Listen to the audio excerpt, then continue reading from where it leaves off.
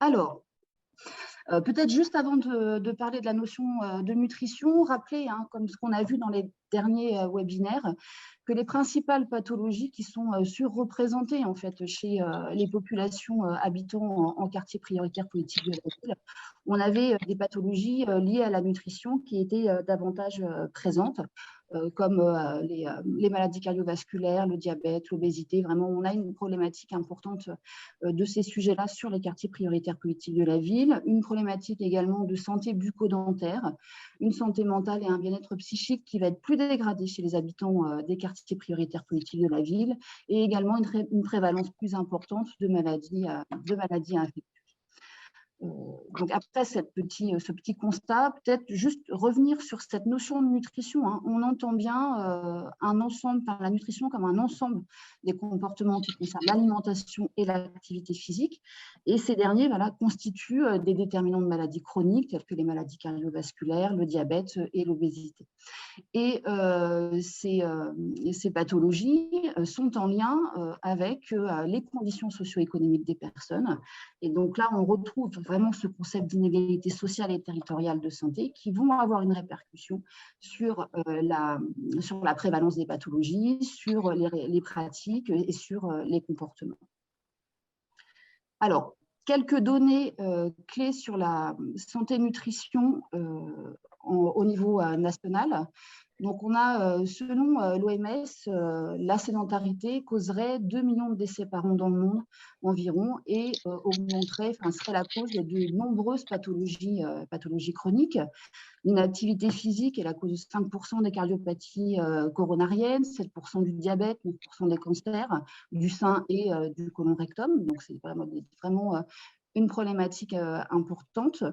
En termes de chiffres concernant la prévalence du surpoids et de l'obésité, les dernières données de l'enquête OBEPI de 2020 estiment à 47% de la population adulte qui serait en surpoids, donc 17% en situation d'obésité. 18% chez les enfants de 2 à 7 ans seraient en situation d'obésité et 6% des enfants de 8 à 17 ans.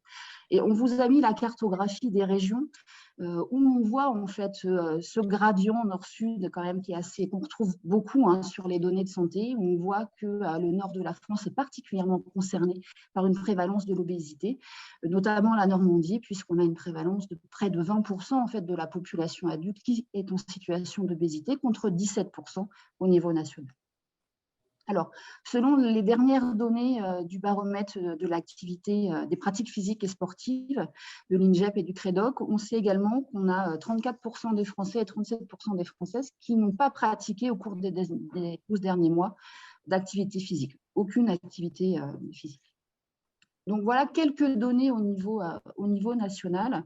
Si l'on se concentre sur les quartiers prioritaires politiques de la ville et la population qui les compose, on sait qu'on a une prévalence plus importante des situations de surpoids.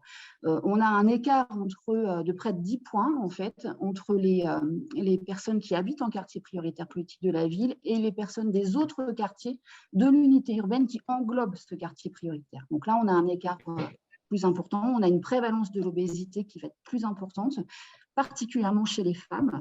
On sait également qu'on a une moindre activité physique et sportive.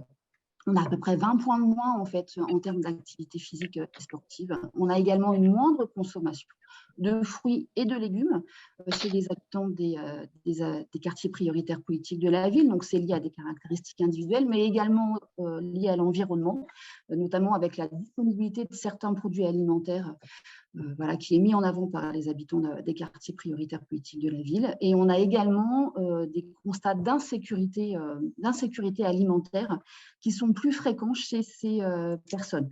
On parle d'insécurité alimentaire, en fait, la définition, c'est, alors je la lis parce que je ne la connais pas par cœur, c'est la situation, la possibilité de s'approvisionner en nourriture suffisante et adéquate d'un point de vue nutritionnel et de façon socialement acceptable qui est limitée ou qui est incertaine. Voilà. Et donc, ce constat-là est particulier et plus présent chez les habitants des quartiers prioritaires politiques de la ville.